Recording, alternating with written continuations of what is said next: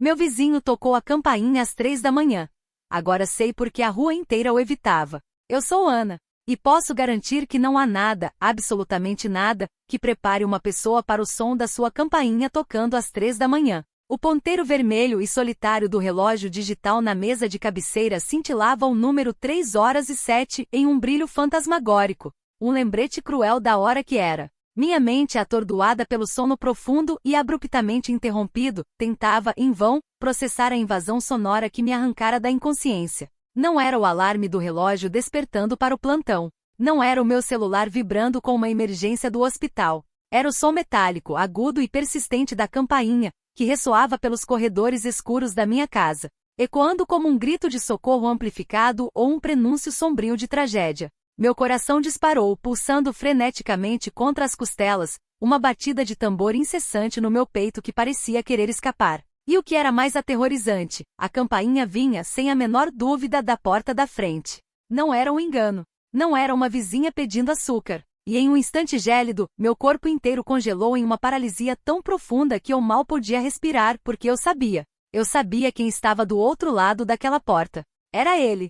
Era o Senhor Elias. E naquele toque desesperado, naquela madrugada sombria e silenciosa, eu não apenas entendi porque a rua inteira o evitava, construindo um muro invisível de desprezo e medo ao seu redor, mas também descobri o que eles nunca souberam. E minha vida, a vida da rua inteira, nunca mais seria a mesma depois daquela noite. A vida na Rua das Acácias, onde eu morava há quase uma década, era o epítome da tranquilidade suburbana, um quadro pintado com pinceladas suaves de paz e normalidade, onde cada elemento parecia cuidadosamente posicionado para maximizar a calma. Casas geminadas com as fachadas recém-pintadas em tons pastéis de bege, creme e cinza claro, os jardins impecavelmente cuidados e floridos com roseiras e hortênsias. Crianças uniformizadas brincando despreocupadamente na calçada à tarde, sob o olhar vigilante de pais que se alternavam na ronda. Era o cenário perfeito para a minha paz interior, para o meu refúgio silencioso e ordenado após longas, estressantes e muitas vezes traumatizantes jornadas como enfermeira de UTI, onde a vida e a morte dançavam em um balé frenético e imprevisível. Casada com Pedro, um engenheiro agrônomo com quem compartilhava uma paixão por hortas orgânicas que brotavam em nosso quintal, repletas de temperos e legumes. E noites tranquilas de cinema em casa, aconchegados sob um cobertor macio, minha existência era um bálsamo de previsibilidade e afeto. Não havia espaço para dramas desnecessários, nem para surpresas desagradáveis que pudessem quebrar a rotina. Ou assim eu pensava, ingênua, até aquela madrugada em que o imprevisível bateu à minha porta. Mas em toda paisagem idílica, até mesmo na mais perfeita das pinturas, existe um ponto dissonante, uma mancha que por mais que se tente ignorar ou esconder, persiste em sua estranheza, em sua alteridade. Na Rua das Acácias essa mancha, esse ponto fora da curva que parecia desafiar a homogeneidade, era o Senhor Elias. Ele morava na casa 3 portas abaixo da minha, uma construção antiga e vitoriana, que contrastava bruscamente com o modernismo das demais.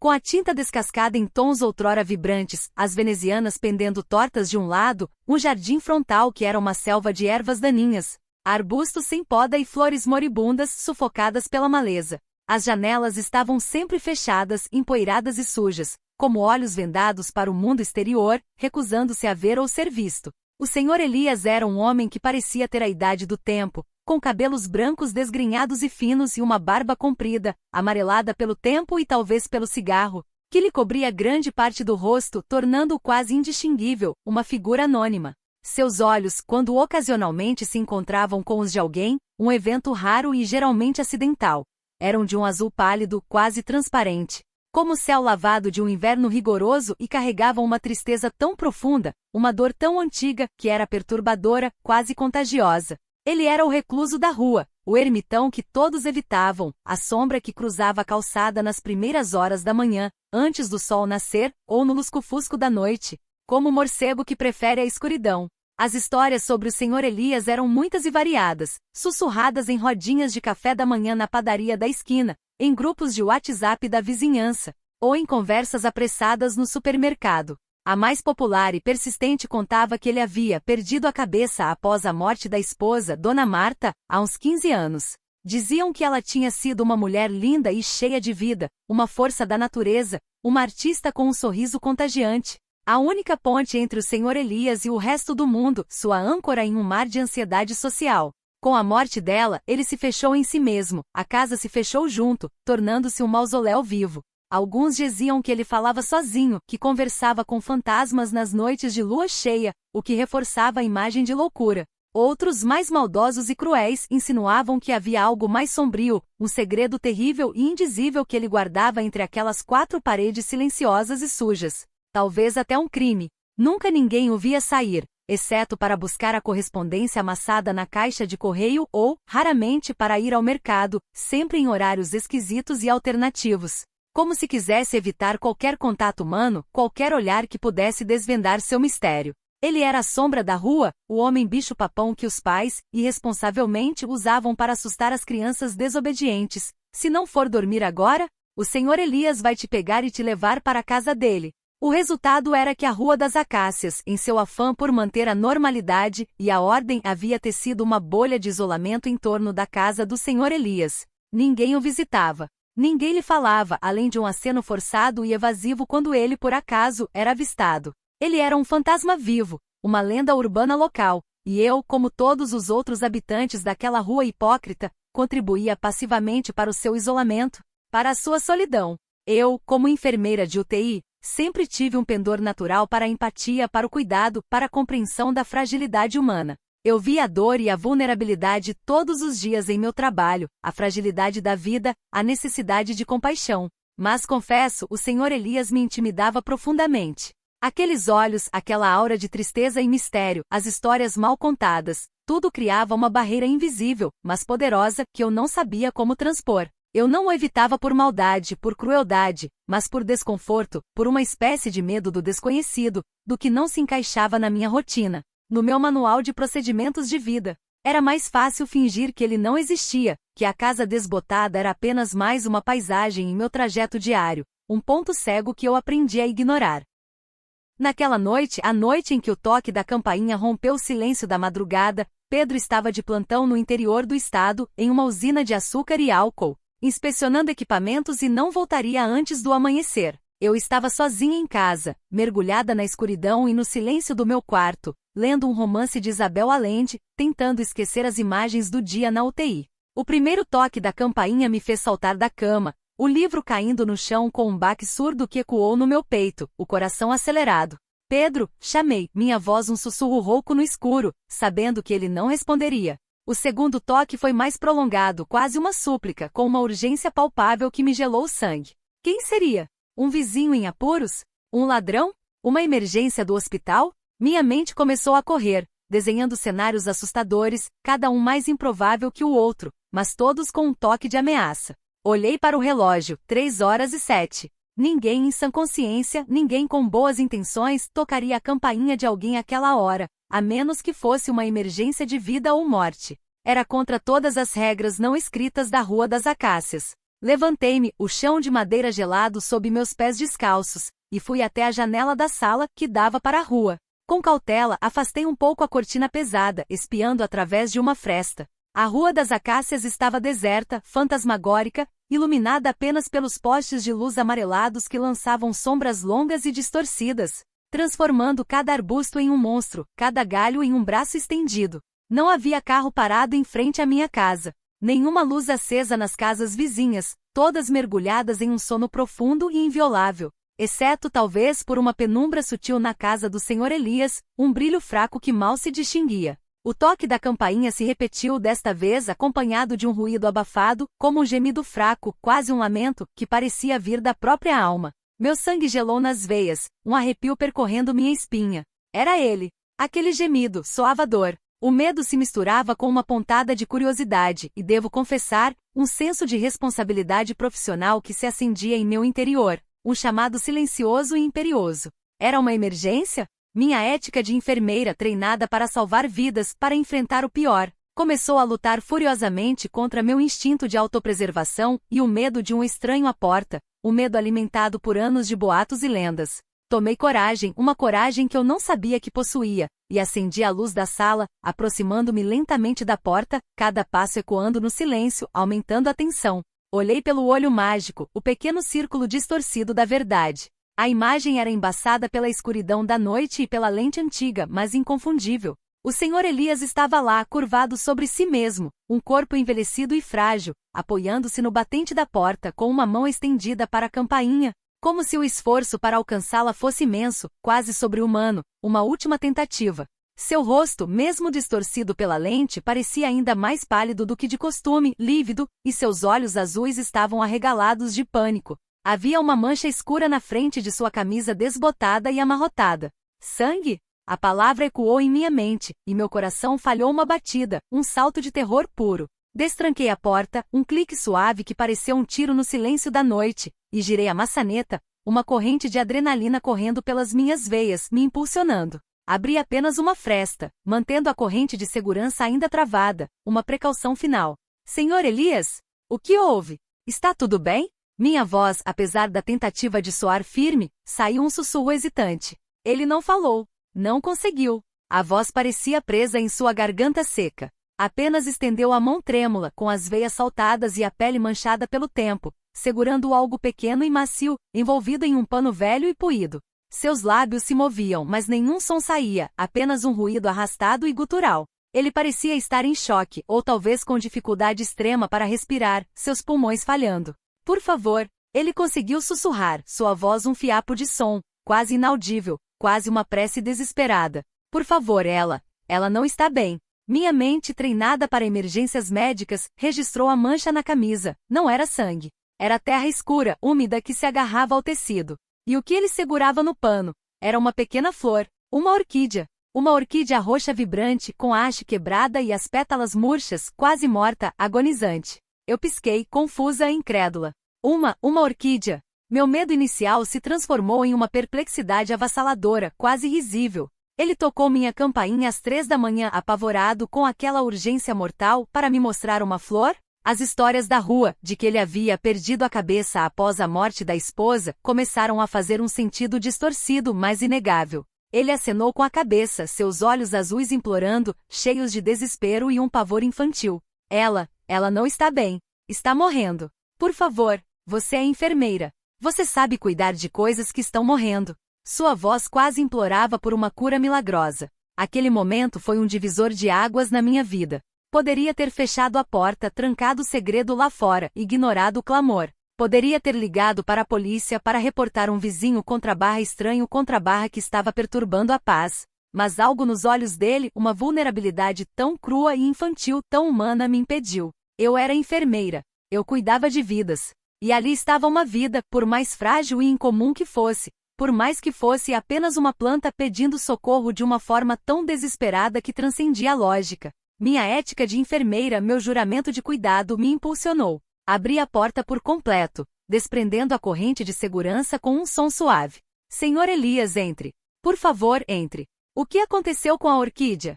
Sente-se. Minha voz, antes hesitante, agora era calma e autoritária. A voz que eu usava na UTI para acalmar pacientes. Ele entrou cambaleando, um espectro pálido e frágil, as roupas amassadas e cobertas de terra, parecendo um espantalho molhado. Caiu. Eu a derrubei. Ela é muito importante. Ela é tudo. Ele se sentou pesadamente no sofá de veludo da minha sala, afundando nas almofadas, ainda segurando a orquídea com uma reverência comovente, como se fosse um recém-nascido em seus braços. Eu examinei rapidamente, os olhos treinados buscando sinais de trauma. Sem ferimentos físicos. Aparentemente, apenas um homem em desespero por uma planta. Tudo bem, Sr. Elias. Não se preocupe. Ela vai ficar bem. Vamos ver o que podemos fazer. Fui até a cozinha e peguei uma tigela, água, uma tesoura de poda e alguns utensílios de jardinagem que Pedro guardava meticulosamente em uma caixa no armário. Eu não era nenhuma especialista em orquídeas, minha especialidade era o corpo humano, suas feridas e suas fragilidades, mas faria o meu melhor, como sempre fazia. Enquanto eu tentava remendar a haste quebrada da orquídea com um pequeno pedaço de fita adesiva, improvisando um curativo delicado. Como se fosse um osso fraturado em um paciente, o Sr. Elias começou a falar. E a história que ele me contou, aos poucos, entre pausas longas e dolorosas, desvendou o mistério que pairava sobre ele e sobre sua casa. Uma história de amor, luto, ansiedade e isolamento que a rua inteira havia ignorado por 15 anos. Dona Marta, sua esposa, não era apenas sua ponte com o mundo. Ela era o seu mundo inteiro. Sua luz, seu ar, sua única conexão significativa e confiável. Ela era a única pessoa que o entendia, que o acalmava, que conseguia navegar pelos labirintos complexos de sua mente. Ele sofria de um transtorno de ansiedade grave, diagnosticado desde a juventude, mas que se manifestava de forma ainda mais intensa como agorafobia e fobia social, fazendo-o evitar contato social a todo custo, ter ataques de pânico avassaladores em ambientes movimentados ou até mesmo com a presença de estranhos. Dona Marta era a única que conseguia tirá-lo de casa, a única que fazia sua vida ter cor, que o protegia do caos externo. E a paixão dela eram as orquídeas. Ela tinha uma coleção impressionante, um jardim interno que era sua alegria, seu santuário particular, seu refúgio verde. Ela dizia que as orquídeas eram como a alma dela, Ana. Delicadas, mas resilientes. Lindas, mas exigiam muito cuidado, muita atenção, muita paciência. E essa orquídea, essa roxa, foi a última que ela me deu. No nosso aniversário de 40 anos de casamento. Ela disse, cuide dela, Elias. Cuide da sua orquídea. E ela vai cuidar de você. E eu prometi que cuidaria dela até o fim com a minha própria vida. Quando Dona Marta morreu subitamente, vítima de um aneurisma cerebral, enquanto dormia, o mundo do Senhor Elias desabou. Ele não apenas perdeu a esposa, sua alma gêmea, sua companheira de uma vida, mas perdeu sua conexão com a realidade, sua âncora, seu guia. A ansiedade o dominou por completo, aprisionando-o em sua própria mente e em sua própria casa. Ele se fechou em casa, incapaz de enfrentar o luto e o mundo exterior que se tornará uma ameaça constante. As orquídeas de Dona Marta eram a única coisa que o ligava a ela, a única responsabilidade que ele sentia que podia manter, sua última promessa. Mas sem elas, sem seu amor, sem sua luz, ele não sabia como cuidar delas. Lentamente, uma a uma, elas começaram a morrer, a murchar, a desaparecer, levando consigo as lembranças mais vívidas de Marta. E com cada orquídea que murchava, uma parte de Elias também se apagava, se desvanecia, se perdia na escuridão do luto e do desespero. Até que sobrou apenas a orquídea roxa. A última. O último presente de Marta, o último elo físico. A orquídea roxa não era apenas uma planta para ele, ela representava a própria Marta. Sua memória. Sua promessa. E na ânsia de tentar salvá-la, de dar a ela um pouco de água àquela hora da madrugada, ele a derrubou. A haste quebrou com um estalo seco, um som que ecoou em seu coração. E para o Senhor Elias era como se Marta estivesse morrendo novamente em suas mãos, um eco doloroso de sua perda, de sua incapacidade de protegê-la. Por isso o pânico.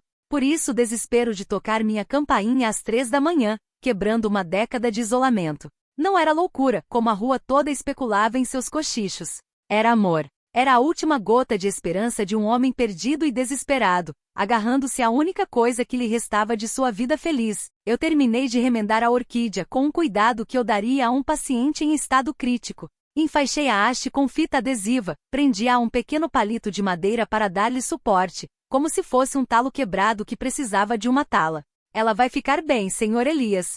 Orquídeas são fortes, resilientes como a Dona Marta. Eu vou te ajudar a cuidar dela. E das outras também, se você quiser, Senhor Elias. Não se preocupe. Nós vamos cuidar delas juntos. E de repente percebi o que eu estava dizendo. Eu, a enfermeira organizada, a mulher de rotina, a amante da previsibilidade, estava me comprometendo a cuidar das orquídeas de um vizinho excêntrico, no meio da madrugada. Minha própria rotina, minha própria paz estava sendo quebrada, e eu não me importava. Uma nova urgência havia se instalado em meu coração. Ele me olhou, e pela primeira vez, vi algo diferente nos seus olhos azuis pálidos. Uma centelha de gratidão. Uma esperança tênue, mas real, acendeu-se ali. Obrigado, Ana. Obrigado. Marta. Marta ficaria feliz. Ela diria que você é um anjo. A partir daquela noite, minha vida na Rua das Acácias mudou. O Senhor Elias se tornou meu paciente, mas de uma forma que ia além da medicina. Era um cuidado humano, uma conexão. Eu passava em sua casa todos os dias depois do trabalho, inicialmente para verificar a orquídea roxa, para garantir que meu curativo estava funcionando e que a planta estava se recuperando. Lentamente comecei a ajudá-lo a reviver as outras orquídeas de Dona Marta, que estavam à beira da morte em um canto escuro de sua sala, esquecidas, empoeiradas. Eu lia livros de jardinagem, pesquisava na internet sobre espécies raras, aprendia sobre um mundo que me era completamente estranho. O mundo das orquídeas e de suas necessidades específicas. A casa, antes escura e fechada, começou a ter frestas de luz entrando pelas janelas empoeiradas que eu ajudava a limpar. Ele começou a se abrir, primeiro sobre as orquídeas, depois sobre Marta. Contou-me histórias de sua vida, de seus sonhos, de suas viagens. Falava de seus medos, de sua solidão paralisante, da escuridão que o consumia. Ele me ensinou sobre a paciência das orquídeas, sobre a arte de esperar, e eu o ensinei sobre a resiliência do espírito humano, sobre a capacidade de se reerguer mesmo após as maiores perdas. Pedro, ao voltar do plantão e ouvir a história completa, ficou inicialmente chocado com o paciente que eu havia adquirido, mas logo entendeu a profundidade da minha conexão e a importância do que eu estava fazendo. Você é incrível, Ana. Cuidar de uma planta e de um homem ao mesmo tempo, de uma forma que vai além do que eu imaginava, é algo que só você faria. Ele me apoiou incondicionalmente e me ajudou a comprar novos vasos, adubo especial, ferramentas de jardinagem. As tardes de sábado, que antes eram dedicadas ao nosso jardim, começaram a incluir a casa do Sr. Elias, e Pedro, com sua paciência de agrônomo, se tornou um mentor silencioso para ele, ensinando sobre a terra, sobre a luz, sobre o ciclo da vida. Aos poucos, a presença do Sr. Elias começou a se fazer notar de uma nova forma na Rua das Acácias. Os vizinhos que antes o evitavam ostensivamente, criando desculpas para não cruzar com ele, começaram a me ver entrando e saindo de sua casa com regularidade, às vezes acompanhada de Pedro com vasos e ferramentas. A curiosidade inicial se transformou em questionamento, em fofoca, em especulação. O que a enfermeira está fazendo com aquele velho estranho? Ela não tem medo? A senhora Lúcia, a fofoqueira oficial da rua e presidente da Associação de Moradores, me abordou um dia enquanto eu regava minhas plantas. Ana, o que você está fazendo na casa do Sr. Elias? Ele não é estranho? Perigoso até? Eu ouvi dizer que ele falava sozinho e que guarda coisas esquisitas na casa.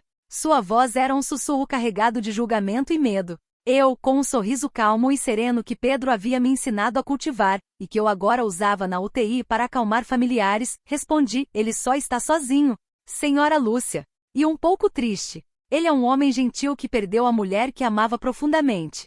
E ele ama as orquídeas dela, as únicas lembranças que lhe restaram. Como você ama as suas roseiras, não é? Ele só precisa de um pouco de cuidado e compreensão. A senhora Lúcia piscou, surpresa com a comparação inusitada e com a minha franqueza. Por um momento pude ver uma pontada de humanidade em seus olhos. Começou a refletir, sua expressão se suavizando, a fofoca dando lugar a uma pontada de culpa. A mudança não foi instantânea, mas gradual, como o desabrochar de uma flor lenta, ou a recuperação de um paciente convalescente. Quando as orquídeas de Dona Marta, revividas pelo cuidado do Sr. Elias e pela minha ajuda, começaram a florescer novamente, ele, pela primeira vez em anos, abriu as janelas de sua casa, deixando o sol e o ar fresco entrarem. O jardim, ainda selvagem em algumas partes, tinha pontos de cores vibrantes, de vida, de um novo começo. Ele começou a se sentar na varanda, respirando o ar puro, observando a rua, os carros passando, as crianças brincando. De vez em quando, um vizinho mais corajoso, ou talvez mais curioso do que medroso, acenava timidamente. Ele, com um aceno quase imperceptível, retribuía, um leve sorriso surgindo em sua barba. Um dia, uma das crianças da rua, a pequena Sofia, a filha do vizinho da frente, que estava brincando na calçada, viu o Sr. Elias na varanda. Ela, sem a malícia, sem o preconceito dos adultos, acenou para ele com um sorriso banguela e genuíno. Ele, hesitante, acenou de volta. E Sofia, com sua inocência e curiosidade infantil, correu até a cerca que dividia os dois terrenos. Que linda orquídea, Sr. Elias! Ela exclamou, apontando para a orquídea roxa que agora ostentava uma nova flor vibrante e exótica. Ele, com um sorriso quase imperceptível, apontou para a orquídea roxa. Essa era da Marta. Minha Marta. E começou a contar a ela a história da orquídea, como se estivesse contando um conto de fadas antigo. A pequena interação entre Sofia e o Sr. Elias foi como uma gota de água em uma pedra quente. As crianças, livres de preconceitos e de histórias antigas, começaram a se aproximar. Perguntavam sobre as orquídeas, sobre a casa, sobre a vida de Marta, sobre as histórias que ele contava com uma voz agora mais melodiosa. E o Sr. Elias, que antes era o bicho-papão da rua, começou a se tornar o vovô das orquídeas, um contador de histórias, um guardião de segredos bons. Ele contava histórias de Dona Marta, de suas paixões, de suas vidas, e aos poucos, a rua começou a desvendar o mistério, a reescrever a narrativa. O mais impactante foi a mudança na percepção da rua. A narrativa sobre o Sr. Elias começou a se desconstruir, a se refazer, como um tecido remendado com fios de esperança. A loucura virou luto incompreendido. O estranho virou reservado e sensível. O evitado virou o homem que precisava de um pouco de ajuda e que a encontrou. Pequenos gestos começaram a surgir, como flores na primavera. Um vizinho deixava um pacote de sementes na sua caixa de correio. Outro oferecia ajuda para cortar a grama para consertar as venezianas pendentes. Um grupo de jovens da igreja se voluntariou para pintar a fachada da casa e o Sr. Elias, para surpresa de todos, aceitou, supervisionando o trabalho com um brilho nos olhos. A Rua das Acácias, antes tão homogênea, começou a aceitar suas próprias imperfeições, suas próprias diversidades. A orquídea roxa floresceu em todo o seu esplendor e o Sr. Elias, com a haste remendada, se sentiu renascer. Ele começou a sair mais. Passou a ir ao mercado em horários normais, a conversar com a caixa, a interagir com os feirantes, a trocar palavras com os vizinhos no caminho. Um dia, ele me viu regando as minhas próprias plantas, um sorriso no rosto. Ana, ele disse, sua voz mais forte, mais cheia de vida do que eu jamais havia ouvido, um timbre que demonstrava uma paz interior. Você me salvou. E salvou as orquídeas de Marta. E eu achei que nunca mais veria um sorriso, que nunca mais sentiria o calor do sol. Eu sorri, os olhos marejados. Nós nos salvamos, Sr. Elias.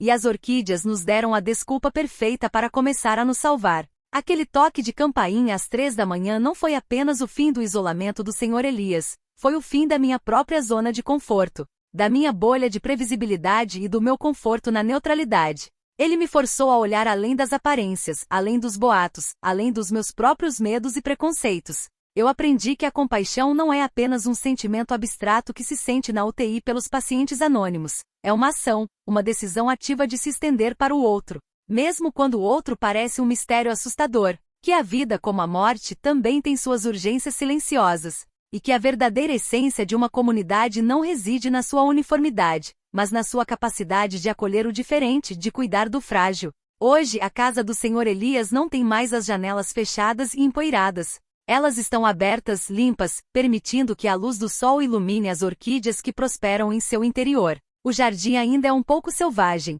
um reflexo de sua personalidade, mas agora tem um charme peculiar, um toque de poesia. E o Sr. Elias, com seus cabelos brancos e seus olhos azuis, ainda carrega uma tristeza, uma cicatriz do luto, mas é uma tristeza que se mistura com a paz, com a aceitação, com a esperança. Ele ainda é reservado, mas não é mais evitado. As crianças da rua, Sofia à frente, correm para cumprimentá-lo, para perguntar sobre as orquídeas, para ouvir suas histórias, para compartilhar um pedaço de si mesmas.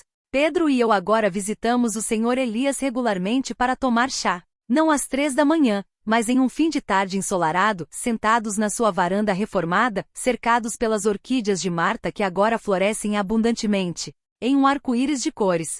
E quando vejo o Sr. Elias com sua nova paz, interagindo com a rua que um dia o ostracizou, eu sei porque a rua inteira o evitava. Eles o evitavam porque ele era um espelho que refletia o medo do desconhecido, a incapacidade de ver a dor por trás da estranheza, a preguiça de estender a mão, a covardia de enfrentar o diferente. E agora a rua, através dele e da minha pequena ação, começou a se ver de uma nova forma, mais humana, mais conectada, mais empática. E eu, Ana, a enfermeira da Rua das Acácias, sou grata por aquele toque de campainha às 3 da manhã. Foi o fim da minha inocência sobre a vida e a verdade, mas o começo de uma profunda compreensão sobre a complexidade humana, a força do amor, a beleza da vulnerabilidade e o poder da compaixão.